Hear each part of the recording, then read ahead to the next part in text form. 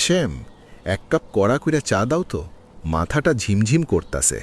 একটু আগে রাস্তার মোড়ে যা দেখলাম, কলিজাটা কাঁইপা উঠল। কি দেখছেন ফজলু কাকা? শরীর গতিক তো ভালো দেখি না। আর শরীর, রাস্তার মোড়ে পোলাপানগুলা গোল হইয়া খাড়ায়া বিড়ি সিগারেট ফুকতাছে। মুরব্বী মানুষ আমি সামনে দিয়া যাইতাছি, একটু সরলও না, উল্টা ধোয়া ছাইরা ভাব ধরল। সালাম কালাম তো দূরের কথা, চোখের দিকে এমনভাবে চায় যেন আমারই খায়া ফেলব।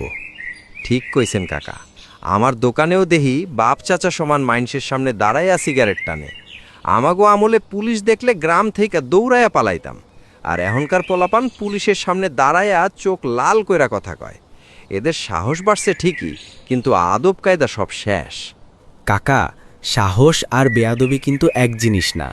যে পোলাপান নিজের বাবা মায়ের সামনে চোখ রাঙায়া কথা কয়, তারা অন্য কাউরে সম্মান দিবে এই আশা করাই ভুল।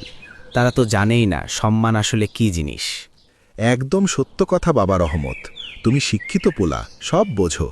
একটা কথা আছে না, বেলা যারে কচু দিলে কয় আমারে মধু দিছে। এই অবাধ্য পোলাপানগুলারে বুঝাইয়া লাভ নাই, শাসন করতে গেলেই তেরে আসে। এরা ভেতর থেইকা নষ্ট হইয়া গেছে, পুরা সমাজটাই কেমন যেন পইচা গেছে গা।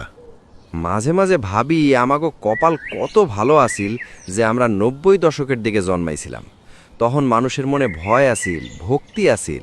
আর এখনকার পোলাপান মোবাইল ছাড়া কিচ্ছু বুঝে না, দিন রায় তো স্ক্রিনের দিকে তাকায়া থাকে। ঠিক বলছেন হাশেম কাকা। আগে আমরা স্বপ্ন দেখতাম বড় হইয়া ডাক্তার হব, ইঞ্জিনিয়ার হব, কিংবা পুলিশ সেনাবাহিনীতে নাম লেখাবো।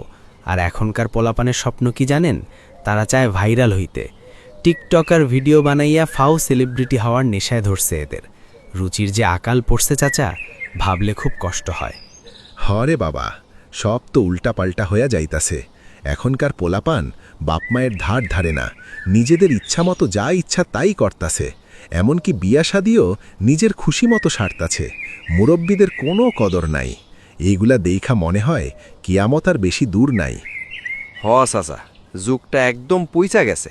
এখনকার পোলাপান যন্ত্রের মতো হয়ে গেছে। আবেগ নাই, মায়া মহব্বত নাই, খালি আছে জেদ আর বেয়াদবি।